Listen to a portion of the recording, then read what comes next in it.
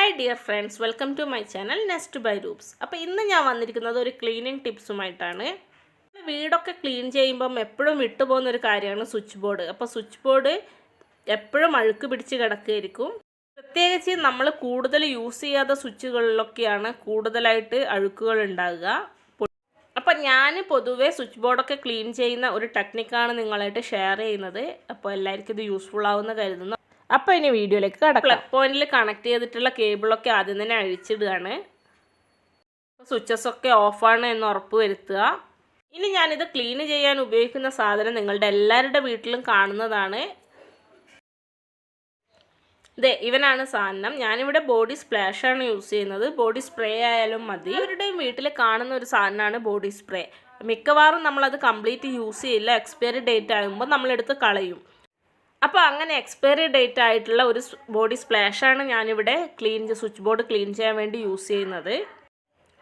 ഇത് ഉപയോഗിച്ച് കഴിഞ്ഞാൽ റൂമിൽ ഒരുപാട് നേരമൊന്നും ഇതിൻ്റെ സ്മെല്ലൊന്നും നിൽക്കില്ല. പെട്ടെന്ന് തന്നെ സ്മെല്ലൊക്കെ പോവും. അപ്പോൾ ഇത് ഞാൻ സ്ക്രബ് ചെയ്യാൻ വേണ്ടിയിട്ട് കിച്ചണിൽ യൂസ് ചെയ്യുന്ന ഇതുപോലുള്ളൊരു സ്ക്രബാണ് യൂസ് ചെയ്യുന്നത്.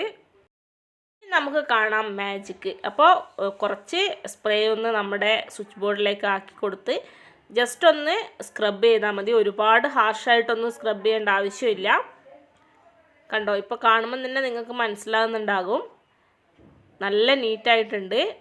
അഴുക്കുകളൊക്കെ പെട്ടെന്ന് തന്നെ പോയിട്ടുണ്ട്. പിന്നെ പ്ലഗ് പോയിൻ്റൊക്കെ ക്ലീൻ ചെയ്യുമ്പം സ്ക്രബ്ബറിൽ സ്പ്രേ ചെയ്തിട്ട് ഒന്ന് സ്ക്രബ് ചെയ്യുന്നതായിരിക്കും നല്ലത്. അതാണ് ഒന്നുകൂടെ സേഫ്. പ്ലഗ് പോയിൻറ്റിൻ്റെ സ്വിച്ച് എപ്പോഴും ഓണിൽ തന്നെയാണ്, അതധികം യൂസ് ചെയ്യാറില്ല. ഈ സ്വിച്ചുമാണ് ഡെയിലി യൂസ് ചെയ്യുന്നത്, ലൈറ്റിൻ്റെതും ഫാനിൻ്റെതും. അതുകൊണ്ട് ആ രണ്ട് സ്വിച്ചിനും കുറച്ച് നിറമുണ്ട്. ബാക്കിയുള്ള സ്വിച്ചിലൊക്കെയാണ് കറകൾ പിടിച്ചിട്ടുള്ളത്. ഇതുകൊണ്ടാണ് ഞാൻ പറഞ്ഞത്, നമ്മൾ ഡെയിലി യൂസ് ചെയ്യുമ്പോൾ നമ്മൾ എന്നും ടച്ച് ചെയ്യുന്നത് കാരണം പൊടികൾ അധികം നിൽക്കില്ല. പക്ഷെ നമ്മൾ ഉപയോഗിക്കാതെ ഇതിലാണ് കൂടുതലും കറകൾ ഉണ്ടാകുക. ഞാൻ അങ്ങനെ എല്ലാ സ്വിച്ചും സ്ക്രബ് ചെയ്തു.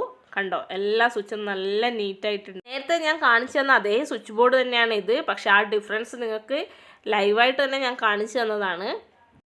അപ്പം ഞാൻ ഇങ്ങനെയാണ് സ്വിച്ച് ബോർഡൊക്കെ ക്ലീൻ ചെയ്യാറ്. നിങ്ങൾക്ക് വേറെ ടെക്നിക്ക് അറിയാമെങ്കിൽ താഴെ കമൻറ്റ് ബോക്സിൽ പറയുക.